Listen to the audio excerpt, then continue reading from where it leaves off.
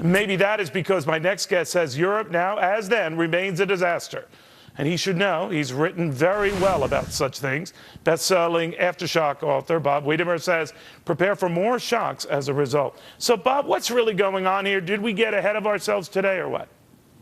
I think we did. I mean, you're exactly right. In Europe, they're trying to put a Band-Aid on cancer, and the market is desperately trying to ignore that. And the reality is that Europe simply got too much debt that it can't possibly pay off. And it's not only bad debt, it's too much debt. I mean, interest rates of 6–7%, Neil, I mean, historically, that's not that high. But because Italy and Spain have so much debt, it's destroying them. You know, Bob, you and I chat about this, you far more academically and nobly than I.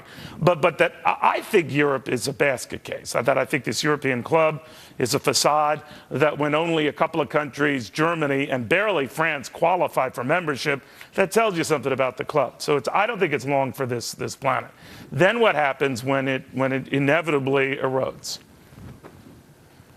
Well, I think, and I think inevitable is the point. And as you said, it's amazing that people don't see it. I mean, people are trying to cover it up. I'll give you a quick example. I mean, Dexia, the French-Belgian bank that was just went under, it was rated near the top of the list on the stress test just a few months earlier. I mean, MF Global, which made big investments in Europe, they were investment grade just before they went bankrupt. So people aren't prepared for it. They're hoping it doesn't happen. When it does happen, it's going to be a big issue, and it's guaranteed to have some problem. I mean, the contagion has spread now all the way to France, and as we know last week, even Germany was seeing some problems in their own bond auctions. So it's going. It's just people don't want to see it right now. When it goes, I mean, Europe's huge. It's really the biggest economy in the world. You know, Bob, what I've always admired about you is you stick your neck, you go way ahead of what is the fashionable trend of the moment. I always think in every crisis there is a sort of a consensus calm that develops, like calm down, it won't be that bad, it won't be that bad.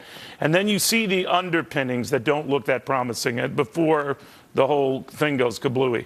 We're kind of at that stage now where the consensus is for calm, but underneath you see all these worms. How soon and how bad does this get?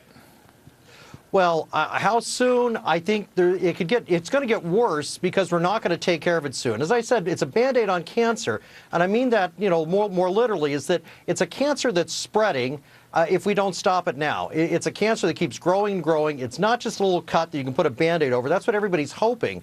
So it's spreading, and what's happening is by putting that Band-Aid on, and the way we're doing that now, and we'll do it even more in the future, is printing money. Europe's printing money. The Fed's probably going to print more money to help us out. Heck, the Fed may print money to help Europe out.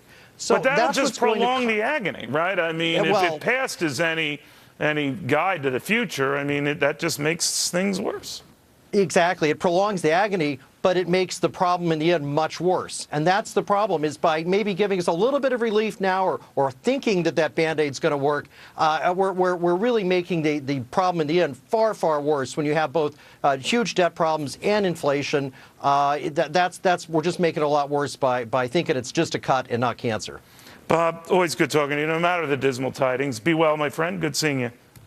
Thank you, Neil. Bob Wiedemer. By the way, this whole $800 billion bailout that has everyone whooping it up, to Bob's point, who do you think is the one ponying up? We are, or at least the biggest chunk of it. America is by far the biggest contributor to something called the International Monetary Fund.